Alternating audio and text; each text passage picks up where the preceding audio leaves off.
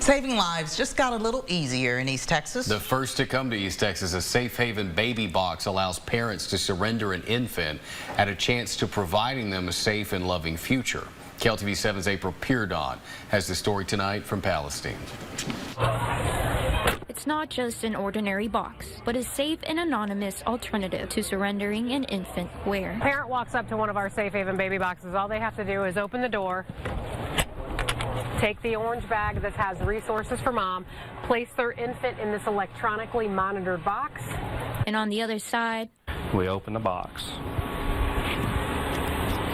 and we retrieve the baby. After 11 months in the process, East Texas received its first Safe Haven baby box located in Palestine, making it the 5th in Texas. Our goal is to eliminate infant abandonment. We're helping combat this issue with the education, the awareness, and bringing this to light here.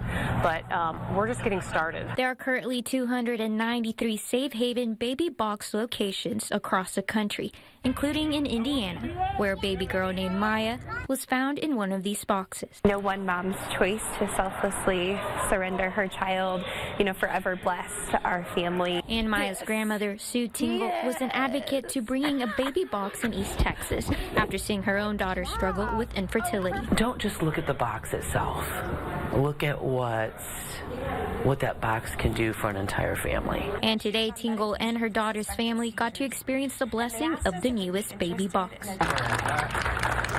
If anyone decides to surrender a child, it will be here at Fire Station 1, Safe Haven Baby Box. I can't wait until the first baby is saved in one of these boxes here in Texas. And all it takes is one box at a time. April Peardon, KLTV 7 News. Multiple Safe Haven boxes are in the process of coming to other parts of Texas. Other cities like Lubbock are building theirs currently.